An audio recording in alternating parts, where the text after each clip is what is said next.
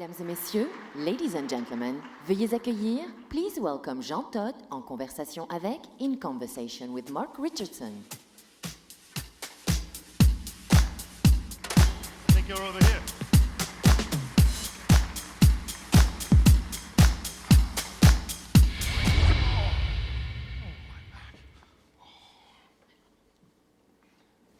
Jean, how are you? Fine, and you? I'm good, thank you very much. They gave us a script that we're supposed to follow, but I just have some questions as well. And I must admit, I'm not quite sure why you're here, because this is a conference about transportation, urban mobility. You're the road safety guy now. How's that going for you? I mean, you know, all around the world, we are road users. And clearly, every year, 1.35 million people die on the roads. About 30 to 40 times more are injured with disability. And hopefully, with events like Movin'On, we will be able to improve the situation.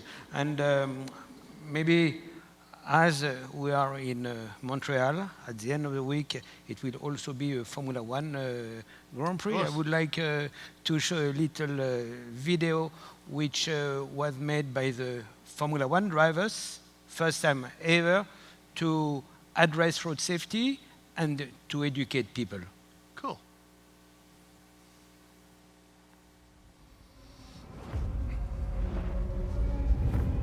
Every day, 3,500 lives are lost on roads around the world. Driving can be dangerous, but there are simple rules we can follow that will make our roads safer and save lives. Slow down for kids. Don't text and drive. Always pay attention. Obey the speed limits. Stop when you are tired. Never drink and drive. Check your tires. Rules keep us alive. Your life is in your hands. Respect the rules. Wow. I think every one of the drivers was on that. So I was saying, it's a matter of everybody. And we have the prescriptions. You know, it's one of the worst pandemic, #1 killer for youth between 14 to 29 years old age. And how to improve the situation, it's through education. That's why this kind of video is very important. It's around law enforcement, vehicles, road infrastructures, post-crash care, and simple things like buckling the safety belt, having one helmet, speeding, drink driving, text driving, will divide by 2 the number of victims, knowing that 90% of the victims are in developing countries. And very often, again, when we speak about new technologies, it's for privileged countries. And unfortunately, we have to focus on the world who is left behind, which is developing countries. Do you think that people listen to a Formula One driver when he's telling them not to speed? I mean, yeah, that's a good question. You know, when I was appointed UN Secretary General Special Envoy for Road Safety, I mean, people said, how can you appoint to Ban Ki-moon, incidentally, Mr. Speed? Yeah. But, I mean, you know, motor racing is not only a show, it's also a laboratory. And, I mean, it's fascinating all what you see here. This morning, I must say, I was amazed when I see technologies which are coming from motor racing. And if you see all the improvements which have been done through motor racing, if you will remind about 30, 40 years ago, you had 25 drivers starting the season, and unfortunately, you had 4 or 5 drivers who were killed every year. Now, in 24 years, unfortunately, we had 1 fatality. So can you imagine if we are able to transfer that from racing to the road, the benefit we will have? Does it really transfer, though? I mean, a Formula One car is, what, $5 million to buy that car? Are you really going to put that same seatbelt in a Nissan Micra? But you know, I mean, the car is not put to such extremes. One hopes not. So not a Micra. Clearly, you don't need to have for having a safe car, you don't need to have a Formula One, or you don't need to have a sports car. You need to have a car with, a good chassis. We need to have a car with good airbags. So, that we call minimum safety standard. And again, if you take a road car 30 years back and a road car now, it's completely different. So a lot, I don't say everything, but a lot has been coming from motor racing. You take disc brakes. You take a new electronic device. You have an amazing electronic device like ESC, electronic stability control. And the difference between racing and road. On a road car, you need to have as much as driver aid as possible. Electronic support. And clearly, on a racing car, we want the drivers to make the difference. So, we are facing two different steps, but clearly, motor racing is a laboratory for road car. Okay, well, it's interesting that this is happening right before the weekend of Formula One here in Montreal, because we're talking about smart cities as well, right? What does it take to be a smart city? I want to ask you, are there any smart cities? Is Montreal a smart city? And how can you be a smart city and also be hosting a Formula One race with cars ripping around at 200 miles an hour?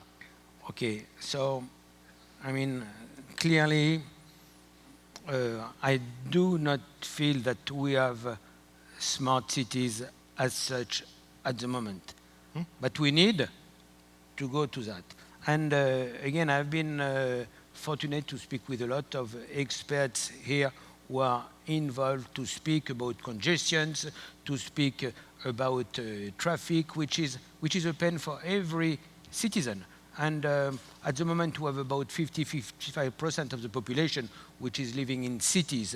And by 2050, we will have 2/3 of the population living in cities. And clearly, it's a big problem. Particularly, we are living in cities which are old cities. So they were not prepared to welcome the number of vehicles they have to host every day. So at the moment, it's time-consuming, it's tiredness, it's money, it's pollution. So it has to change. And incidentally, again, speaking about motor racing, we created a new category which is called Formula E, which incidentally was 1 year, 2 years back in Montreal. And those single-seater cars with electric powertrain are in cities because we want to convince people to buy electric car in cities. And going back to laboratory, we started with Formula E, and for a 45 minutes race, we needed to use 2 cars. This season, we started last December, we have 1 car for 50 minutes. So you can see the improvement it can also give to any electric car. That's 1 car driving flat out for 50 minutes? Flat out. And those things go quick too, don't they? Yeah, exactly. Wow. So are we ahead of the game here in North America because our cities are a little newer? You are not on top of the game. You can see. Everybody is spending so much time in traffic. I must say, Canada is quite a good country on road safety compared to US, for example, much better.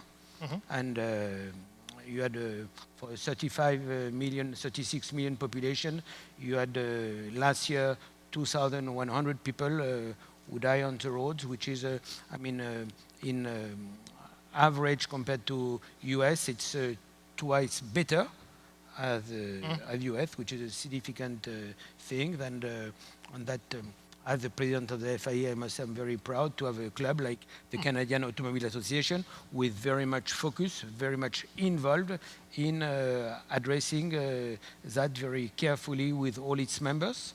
So that number you gave us was deaths and fatalities from collisions on the road, right?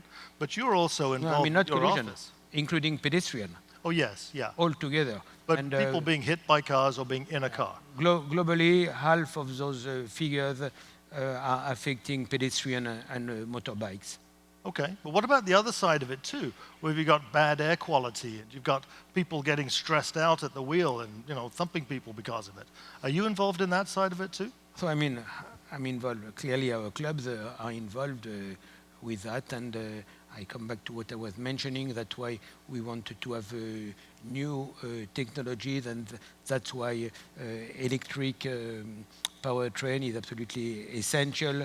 That's why when we speak about hydrogen, when we speak about gas, it's absolutely essential because, and I mean, even now, I mean, when you see the progress which have been done on each car on fuel consumption, I mean, over the last 10 years, it has been divided by 2. So we have also hybrid technology, which is absolutely sensational as a step forward.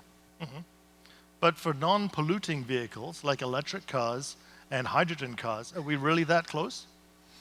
I mean, electric car, we have about 1% of the volume of cars which are sold around the world.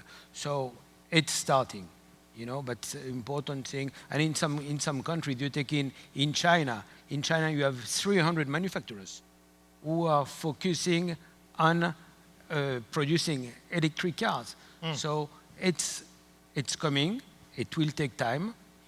That's I've been writing about cars for a while now, and every single year I write a story that says electric cars, hydrogen cars, right around the corner.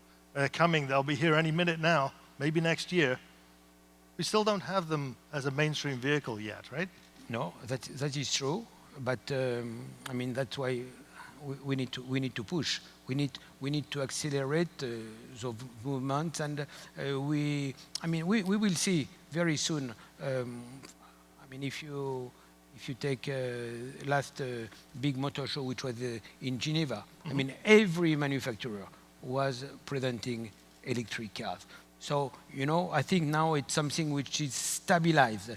It is going to come. Do you think that the mainstreamization of an electric car is the next big technology? Because I wanted to ask you that. You've been looking at the various technologies on display here as well.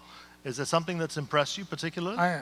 I would, at the moment, the biggest problem with electric car is the autonomy and the recharging time.